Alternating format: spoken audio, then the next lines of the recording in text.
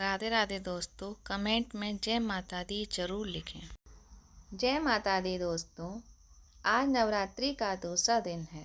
नवरात्रि एक संस्कृत शब्द है जिसका अर्थ होता है 9 रातें। इन 9 रातों और 10 दिन के दौरान देवी शक्ति के 9 रूपों की पूजा की जाती है और 10वां दिन दशहरा के रूप में मनाया जाता है। माँ दुर्गा की नव शक्तियों का दूसरा स्वरूप देवी ब्रह्मचारिणी का है। यहाँ ब्रह्म शब्द का अर्थ तपस्या है। ब्रह्मचारिणी अर्थात तप की चारिणी, तप का आचरण करने वाली। कहा भी है कि वेदंत तपो ब्रह्म, वेद तत्व और तप ब्रह्म शब्द के अर्थ हैं। ब्रह्मचारिणी देवी का स्वरूप पूर्ण ज्योतिर्मय एवं अत्यंत भय है। इनके दाहिने हाथ में जप की माला एवं बाएं हाथ में कमंडल रहता है। माँ ब्रह्मचारिणी की पूजा में लाल रंग का ज़्यादा उपयोग किया जाता है। इसमें आप लाल रंग के वस्त्र पहन सकते हैं। जहाँ कलश की स्थापना होती है वहीं पर आप माँ दुर्गा की प्रतिमा के सामने घी का दीपक जलाएं और माँ ब्रह्मचारिणी का ध्यान करते हुए उन्हें रोली, अक्षत, हल्दी अर्पित करें। देवी को पूजा में लाल रंग के फूल जरूर चढ़ाएं। माता को चीनी और अमरा चन्ना पंचामृत का भोग लगाएं। फल में सेब जरूर रखें। अगरबत्ती जलाएं और देवी का 108 बार बीज मंत्र का जाप करें। नवरात्रि में प्रतिदिन दुर्गा सप्तशती का पाठ करने का बहुत शुभ माना जाता है। अंत में देवी ब्रह्मचारिणी की कपूर से आरती करें। माँ ब्रह्मचारिणी का मूल मंत्र है या देवी सर्वभूतेषु माँ ब्रह्मचारिणी रूपेण संस्थिता नमस्तस्यै नमस्तस्यै नमस्तस्यै नमो नमः। पूजा करने के बाद माँ की कथा भी कहें। माँ की कथा इस प्रकार है। अपने पूर्व जन्म में जब ये हिमालय के घर में पुत्री रूप में उत्पन्न हुई थी, तब नारद के उपदेश से इन्होंने भगवान शंकर जी को पति के रूप में प्राप्त करने के लिए अत्यंत कठिन तपस्या की थी।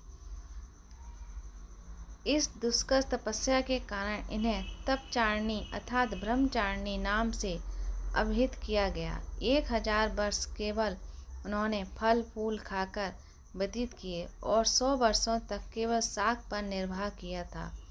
कुछ दिनों तक कठिन उपवास रखते हुए देवी ने खुले आकाश के नीचे वर्षा और धूप में भयंकर कष्ट सहे। इस कठिन तपस्या के पश्चात 3000 वर्षों तक केवल जमीन पर गिरकर टूटे हुए बेलपत्रों को खाकर वे भगवान शिव की आराधना करती रहीं।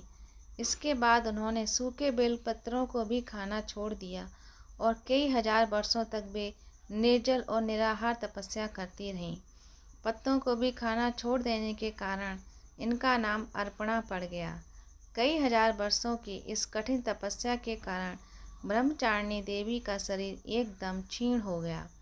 उनकी यह दशा देखकर उनकी माता मैना अत्यंत दुखी हुई और उन्होंने इस कठिन तपस्या से विरक्त करने के लिए आवाज़ दी, उमा। तब से देवी ब्रह्मचारिणी का एक नाम उमा भी पड़ गया। उनकी इस तपस्या से तीनों लोकों में हाहाकार मच गया।